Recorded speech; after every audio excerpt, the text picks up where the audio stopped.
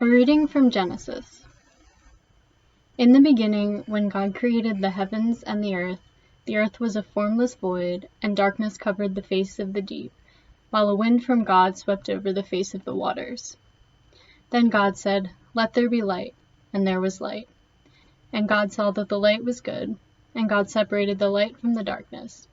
God called the light day, and the darkness night. And there was evening, and there was morning, the first day. And God said, "Let there be a dome in the midst of the waters, and let it separate the waters from the waters." So God made the dome, and separated the waters that were under the dome from the waters that were above the dome.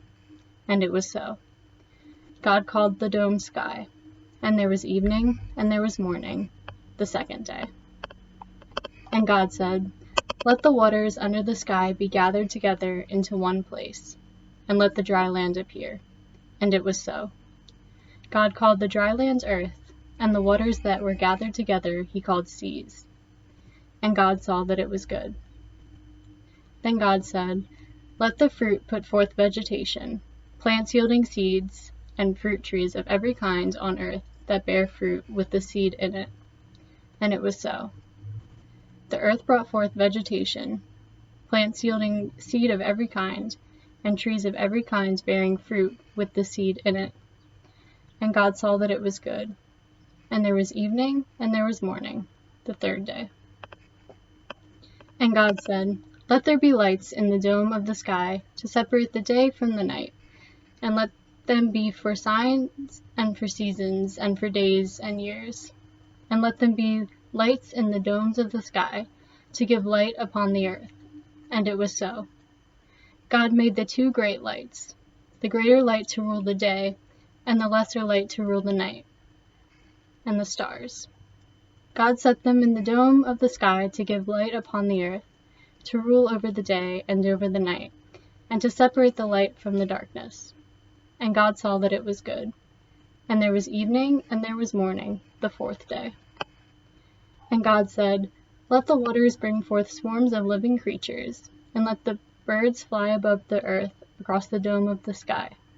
So God created the sea monsters and every living creature that moves, of every kind, with which the waters swarm, and every winged bird of every kind. And God saw that it was good.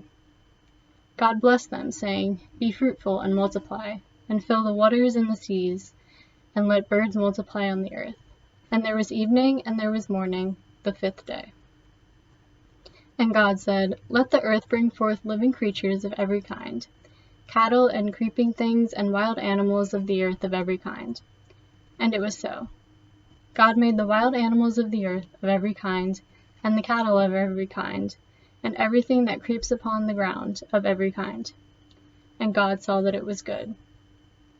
Then God said, "Let us make humankind in our image, according to our likeness, and let them have dominion over the fish of the sea, and over the birds of the air, and over the cattle, and over all the wild animals of the earth, and over every creeping thing that creeps upon the earth."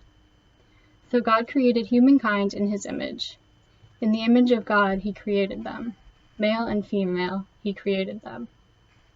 God blessed them, and God said to them, "Be fruitful and multiply, and fill the earth and subdue it, and have dominion over the fish of the sea, and over the birds of the air, and over every living thing that moves upon the earth." God said, "See, I have given you every plant yielding seed that is upon the face of all the earth, and every tree with seed in its fruit. You shall have them for food, and to every beast of the earth, and to every bird of the air, and to everything that creeps on the earth, everything that has the breath of life, I have given every green plant for food." And it was so. God saw everything that he had made, and indeed it was very good.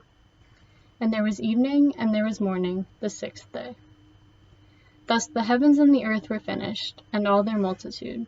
And on the seventh day God finished the work that he had done, and he rested on the seventh day from all the work that he had done. So God blessed the seventh day and hallowed it, because on it God rested from all the work that he had done in creation. These are the generations of the heavens and the earth when they were created. The word of the Lord.